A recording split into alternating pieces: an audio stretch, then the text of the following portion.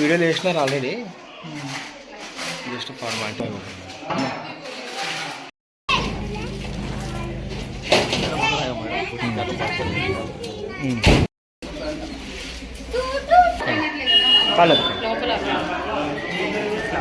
నేను డాక్టర్ శారద, ఇక్కడ మెడికల్ ఆఫీసర్గా చేస్తాను. ఇది ఏరియా వచ్చేసి యూపీహెచ్సి లక్ష్మీపేట ఎమ్మిగ్నూరు.